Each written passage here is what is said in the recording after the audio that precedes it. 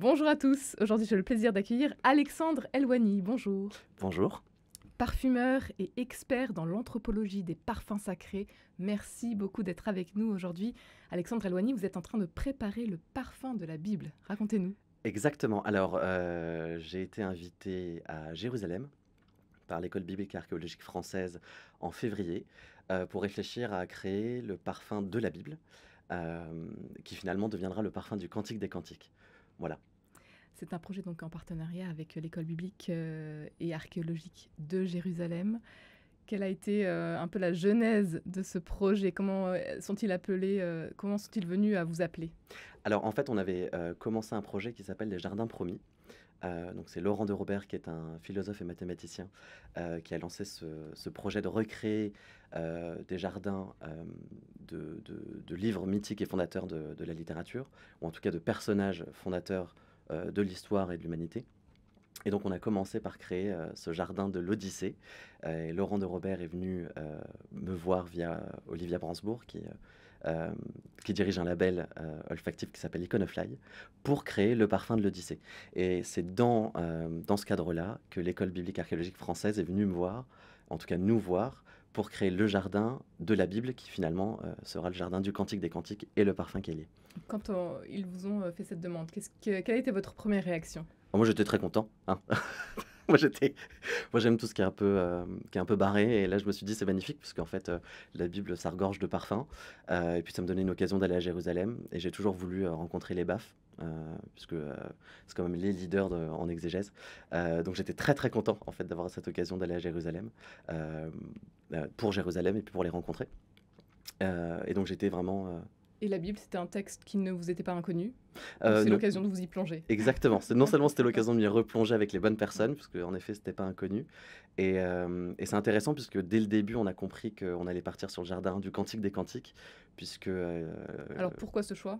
parce que les Bafs, en fait, ils ont identifié 111 plantes, dans la Bible, et je leur ai tout de suite dit que ça allait être très compliqué, de faire un parfum avec 111 matières, et donc en relisant, en fait, la Bible, on s'est dit que le Cantique des Cantiques, c'était un bon sujet puisqu'on a 22 plantes, la plupart Ça desquelles réduit sont déjà un peu. identifiées, donc c'est déjà plus simple et puis il y a une évidence aussi qui s'est imposée à moi, à Jérusalem, c'est qu'en relisant, toutes ces plantes qui sont mentionnées dans le Cantique des Cantiques, on se rend compte, en tout cas un parfumeur va très vite se rendre compte qu'on parle déjà d'un parfum. Ce qui est beaucoup plus simple par exemple que faire le parfum de l'Odyssée où on avait des matières qui n'allaient pas du tout ensemble. Donc là je me suis dit: «Bon, le travail est quand même assez mâché». Donc voilà, ça s'est un peu imposé, à nous, pour ça. Vous plongez donc le temps d'une semaine à Jérusalem, dans le texte, dans ces textes. Qu'est-ce qui se passe? Qu'est-ce que vous découvrez? Ce que je découvre, c'est déjà Jérusalem. Ce qui était évident, c'est que le Cantique des Cantiques, c'est quand même un livre qu'on a du mal à aborder. C'est à la fois très charnel, très mystique, on ne sait pas exactement ce que ça fait dans la Bible. Pourtant, c'est dans le canon depuis assez longtemps, donc c'est qu'il y a vraiment un sens caché. Beaucoup d'exégètes, pardon, se sont, cassés les dents à essayer d'en comprendre le sens et l'intérêt, en fait, de l'introduire, dans la Torah. Hem, mais ce qui est évident, c'est que dans le Cantique des Cantiques, on parle certes de sensualité, on parle certes de parfum, hem, mais on se rend vite compte qu'il y a un esprit, en fait, qui habite ce texte, qui l'anime et en se rendant compte de cela, je me suis vraiment dit que l'important, heu, si je voulais vraiment en dégager un parfum, c'était de comprendre cet esprit, charnel et à la fois mystique qui animait le texte. Donc en fait, pendant cette semaine, on a vraiment passé du temps à habiter Jérusalem, à aller visiter tous les lieux saints. Et me concernant, j'ai vraiment, essayé de m'attacher aux odeurs de Jérusalem, aux odeurs, de l'esplanade des mosquées, aux odeurs du mur des lamentations, aux odeurs du Saint-Sépulcre, du mont des Oliviers. D'ailleurs, on a eu un super beau moment au mont des Oliviers puisqu'on a pu, récupérer une olive du mont des Oliviers qu'on a mangée en regardant Jérusalem au loin. C'était fabuleux et pour moi, c'est ça qui était crucial, puisqu'en fait, ce texte, certes, il parle de parfum, mais j'ai très vite compris qu'il y avait quelque chose derrière ce parfum. C'est pas simplement un texte de parfum, c'est pas simplement un texte d'amour. C'est vraiment un texte éminemment mystique, et c'est comprendre ce lien mystique et charnel entre le croyant et Dieu. Et donc c'est ça que je voulais ressentir, par les pierres, par les lieux, par les personnes, et par les parfums de Jérusalem. Ça vous a inspiré, donc vous, le parfumeur, ce voyage à Jérusalem, tout ce que vous venez de nous raconter, ça vous a rapproché donc peut-être aussi de Dieu? Oui, bah, on peut pas être plus proche de Dieu qu'à Jérusalem, j'ai envie de dire, hein, on est au cœur de toutes les foi, d'une certaine manière. Ça m'a vraiment rapproché puisque ça m'a forcé à rentrer d'une manière différente dans le Cantique des Cantiques, en particulier. Puisque j'ai très vite senti dès le début, comme je le disais, que ce parfum, ce texte tenait les clés d'une formule à parfum. Alors, je passais un peu pour un fou. J'ai passé pour un fou auprès de tous mes amis parfumeurs en leur disant: «Non, non, non, non, je veux pas travailler sur ce texte parce que je sais qu'il y a une formule qui est cachée dans ce texte-là, donc j'ai pas envie de poser une formule de manière très subjective et presque orgueilleuse, mais je vais vraiment rentrer dans le texte et essayer de comprendre, ce que ce texte a à me dire, ce que l'esprit passe à travers ce texte. Donc je suis vraiment retourné dans l'étude vraiment du Cantique des Cantiques, avec les différentes traductions, en revenant au texte hébraïque, en essayant de comprendre, le sens des mots. Pourquoi est-ce qu'à tel endroit on parle de myrrhe? Pourquoi est-ce qu'à tel endroit on parle de henné? Qu'est-ce que le henné voulait dire, dans la tradition juive? Est-ce que le henné on le retrouve dans la tradition chrétienne?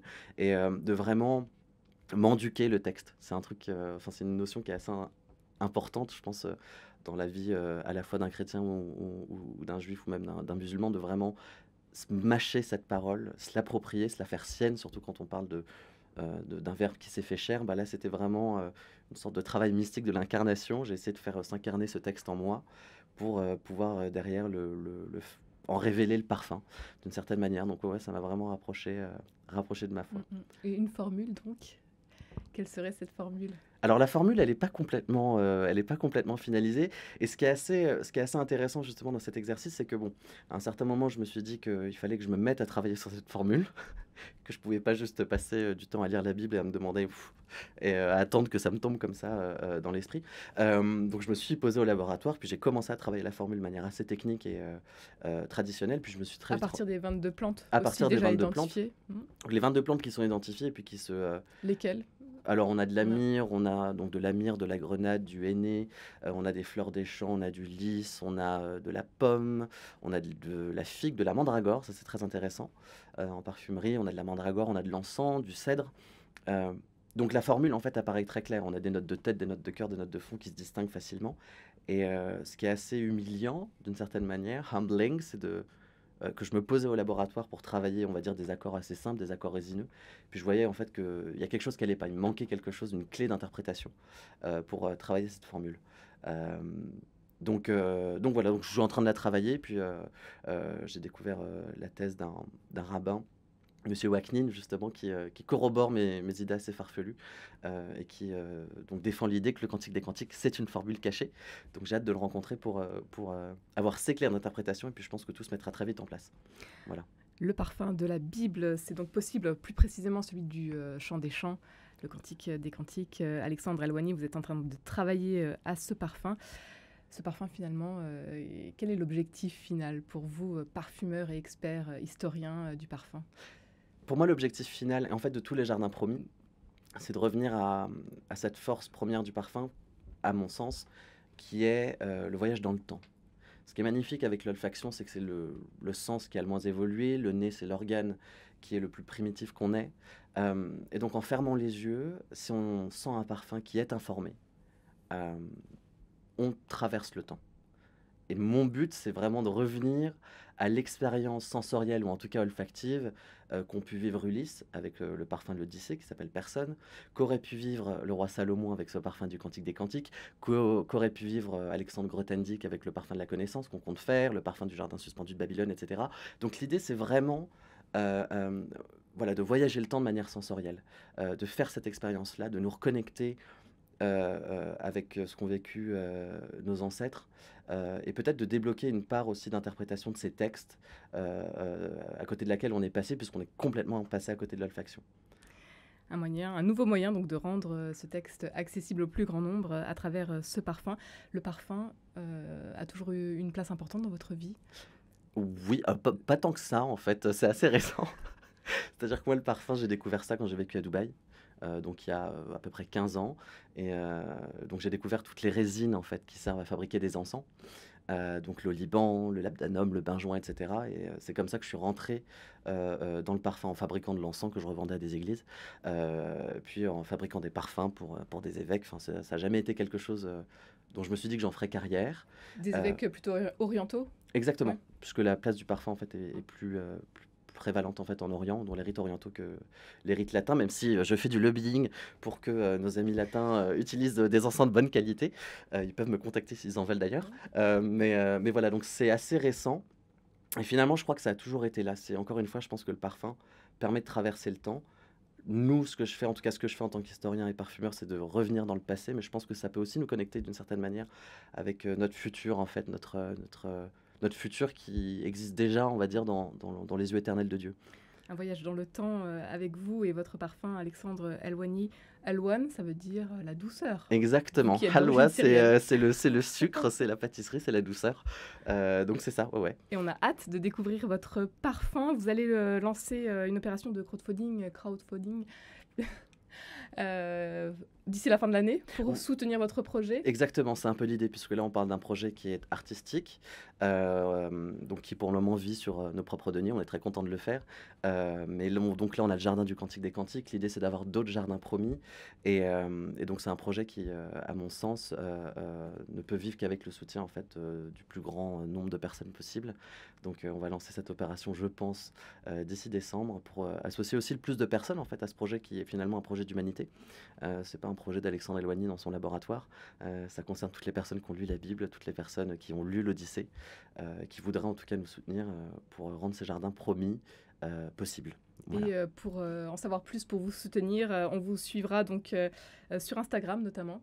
Oui, alors on peut me suivre sur Instagram sur The Perfume Chronicles ou sur l'Instagram d'Iconofly en fait, qui est la plateforme qui commercialise ces jardins promis, ces parfums des jardins promis. Un grand merci Alexandre Mais Elwani merci d'avoir à été vous. avec nous aujourd'hui.